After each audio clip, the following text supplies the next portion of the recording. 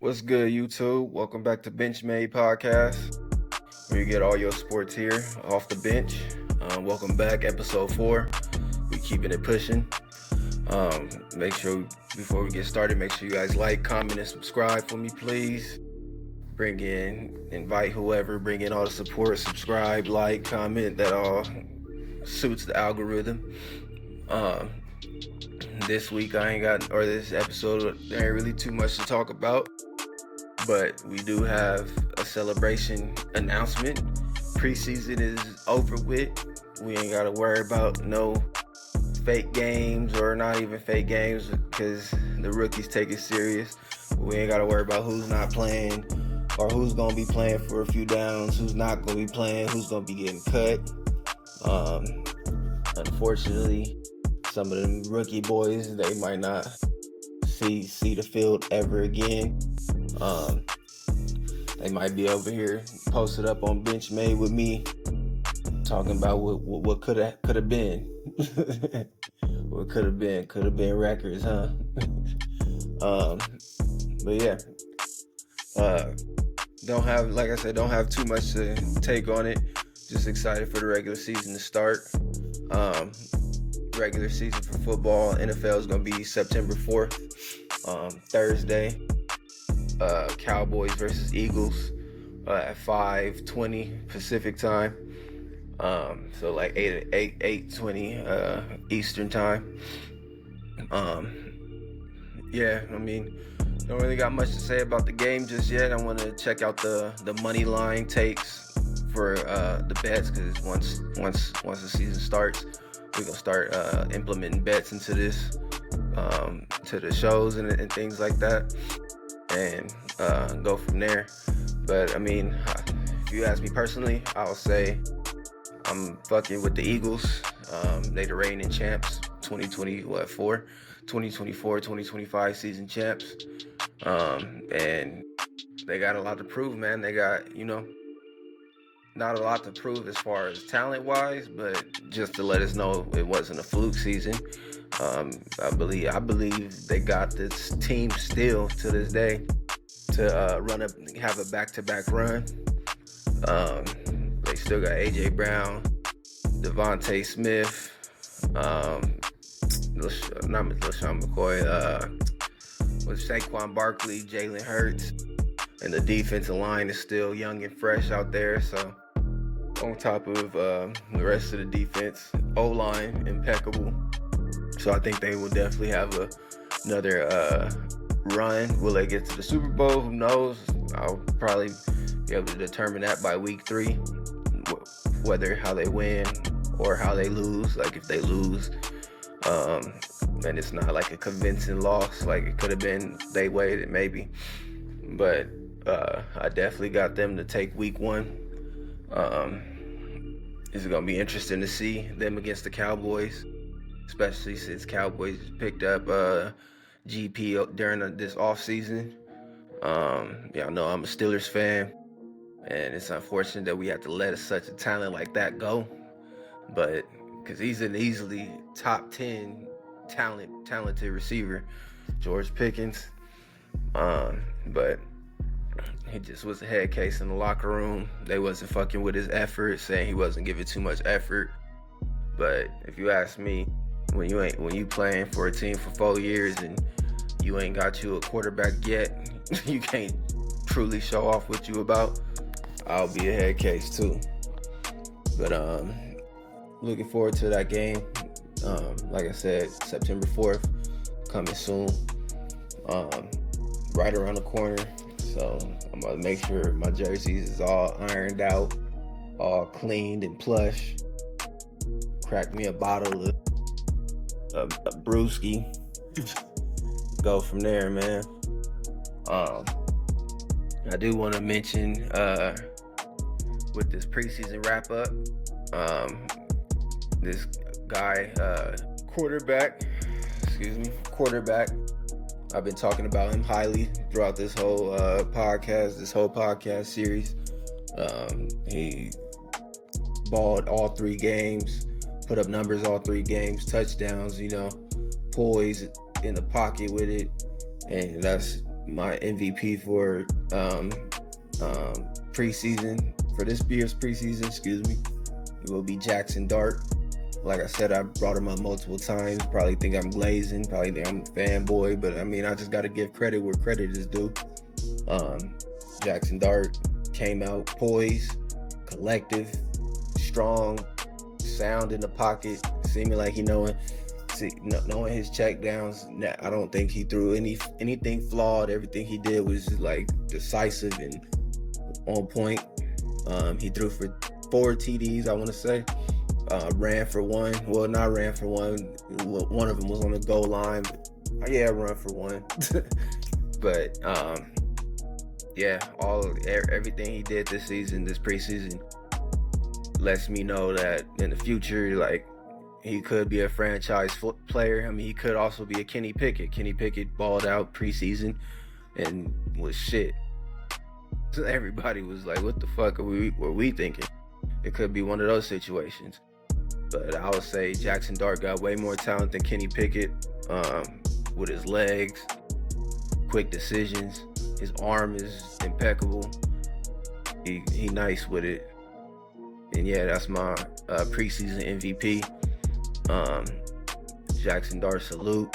Hopefully he can take it to the next level. They are going to have Russell Wilson come in and play over him this season, as we all know. But I wouldn't doubt if things go bad, like if they start losing and tanking, he gonna be in by mid-season, or if they trying to get a run going and Russell Wilson just not doing it and they like, fuck it, let's just throw him out there in the fire. He might be ready. I can see Jackson Dart picking up at least by week 3 or 4, just to be on the safe side. But yeah, MVP Jackson Dart for sure. Salute. Next we got a player today, August 24th. Unfortunately, he a part of a superstar family, but his talent was just not there. It wasn't there when he was in college. I think he pretty much got in off of nepotism, and only his last name. And this is Tampa Bay Shiloh Sanders, coming from Colorado. He wasn't all that talented. He made a few plays here and there, but he wasn't as impactful as Malachi Starks or anything like that. Like, he was just out there. I think Dion kind of figured himself that he wasn't that much of a talent either. I mean, that's his son. Obviously, he ain't gonna say nothing like that. That'll be cold. But I'm pretty sure he knows that he wasn't much of a talent either. Based off like pre-game snaps and like before the game would start, Dion would grab Shador, have him on his shoulder, praying with Shador walking the 50-yard line. And I was like, damn, what about Shiloh? Shiloh was just like the bastard child or some shit like that. Like, damn, it's cold. But he definitely took him off. Tampa Bay took him off, waived him today, and he's just pretty much, gotta find a team. I don't know too many teams that need a safety. I mean, he can play backup anywhere, but maybe this might put a battery in his back for him to, keep it going. Like, this is a one-time thing. Hopefully it's a one-time thing. But coming from I think he came in like 6th round, 7th round. Like, he was in the bottom 3 for sure. Bottom 3 rounds. Coming from the bottom 3, you damn near undrafted. They just pretty much like, all right, fuck it, we gonna take him. Fuck it, we gonna take him. Like, you know what I'm saying? Just to fill up them spots because they got them picks. But him coming from that and then still not really showing that talent, and it was hard to even showcase that talent based off of where he was drafted to, Tampa Bay. When you got Chris Godwin, Mike Evans, and now Emeka Egbuka, their receiver. Hey, I wouldn't wish that on my worst enemy. You know what I'm saying? That's some hard shoes to fill. As far as DB wise, going against them boys every day, them 3 niggas every day, that shit ain't no joke. I'm sure he wasn't able to win a lot of them battles there, and then in the preseason game, he didn't really stir up. His name didn't really stir up. He's just pretty much out there. So I don't know. They could have probably kept him on a special teams unit, but obviously he wasn't good enough for that. He didn't even get traded. He just got waived. So yeah, that's about it for this preseason. Like I said, September 4th, we got real deal football in this motherfucking building, and I can't wait to get to it. I can't wait to, after work, crack a beer. Sunday mornings, breakfast in the morning. Y'all know how that shit is. Breakfast in the morning, Modelo, Corona, Bud Light, whatever you drink. Fucking ready to throw on your jersey. Turn on, if you got Prime ticket, you got the Fire Stick hat broken or whatever. Watching all the games. Just excited for it, man. But yeah, a quick transition. What we also got coming up in September, we got some boxing, some good fights coming up in September. One fight I want to highlight will be Crawford versus Canelo. Who I got? I'm gonna say Canelo. I do want to go for my Black Power brother in Crawford, but it is what it is. I mean, I bet against Crawford one time against Errol Spence, and I was hurt because I put all that money I put into it and lost it like how I lost it. Like, it was like seeing your homeboy getting his shit whooped and you like, nigga, stop the fight. Like, what are we doing out here, bro? But yeah, with this coming fight, I don't see Crawford. I don't see any really real way Crawford's gonna beat Canelo unless Canelo is just flat-footed like how he's been his last couple fights. And Crawford can stick and jab, stick and move. I don't think Crawford gonna be running around or anything like that, because how he fought Madrimov his last fight, which was a whole year ago, he was pretty much toe-to-toe with Madrimov. But Canelo's a big puncher. He a gut snatcher.